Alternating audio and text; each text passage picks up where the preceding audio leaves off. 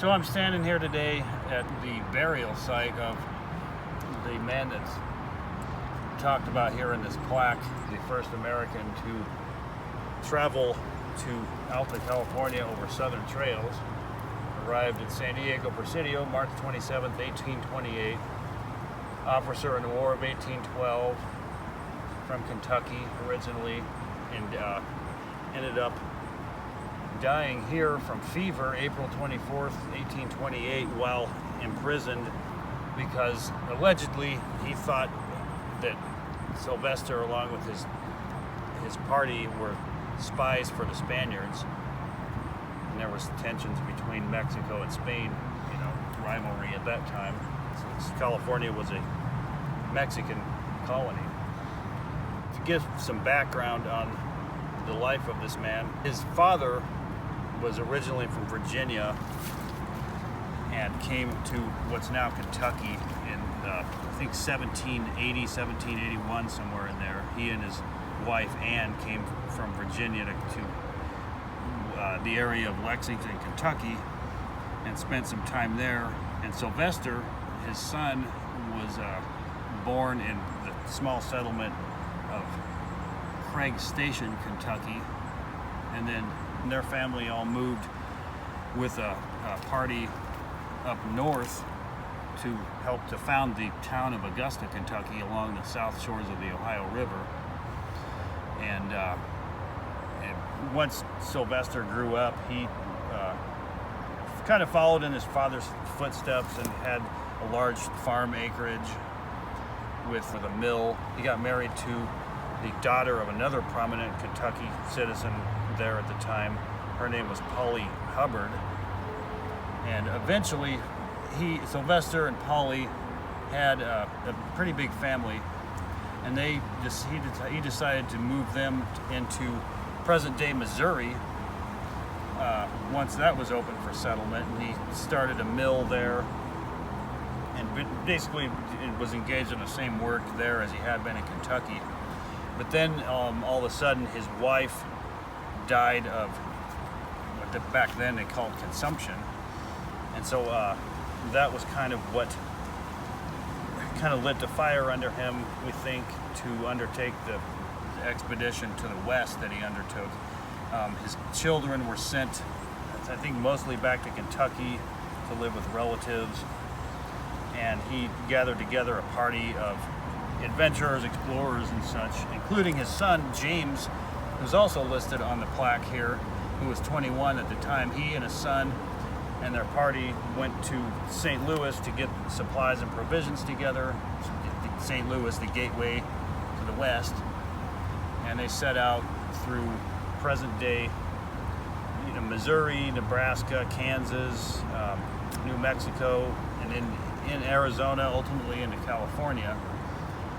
They did a number of things, fur trapping, and Sylvester even ended up running a copper mine in what's now either New Mexico or Arizona, and he did that for a number of months, or maybe up to a year or something, as I recall. And then ultimately they ended up here, where, as I said before, Governor Echandía threw him in jail, which was, that building obviously doesn't exist anymore, but it was somewhere near this spot, because as you can see on the placard, he ended up dying somewhere near this spot in 1828. And after his death, his son James continued with his adventures, and ultimately, in order for him to get back to Kentucky, which was pretty much his home state, he took a boat down to one of the ports on the west coast of Mexico, and traveled overland across Mexico, which is, at that time a lot easier than traveling back the way he had come across wilderness America at the time in the 1820s. So once he traveled overland across Mexico, he made it to the east coast of Mexico, got on a ship and went up to New Orleans, where he happened to run into the senator from Louisiana at the time, who's Josiah Johnston, who he told the senator about his hardships, adventures, and perils and such. And the senator ended up paying for his steamboat passage up the Mississippi River and subsequently up the Ohio River, and then ultimately back to Augusta, Kentucky, where he found his grandparents, John and Ann Pattie, still alive but old. And then James himself mysteriously disappeared from history not long after that. It's been variously speculated about what happened to him. The most common theory is that he died in a typhoid fever outbreak, which was going on in that region at the time, but I don't know if we'll ever know for sure. When he got back, he also met an editor named Timothy Flint in Cincinnati, which was not far from Augusta, Kentucky, and he ended up writing his personal narrative account of his adventures, and there were some colorful tales told in there, but a lot of it did actually reflect the places they had gone and the things they had done. And so that was published somewhere around 1830, the early 1830s. And then a historian by the name of Richard Bateman wrote a critical account of that narrative and of events portrayed in it, and he wrote that in the 80s.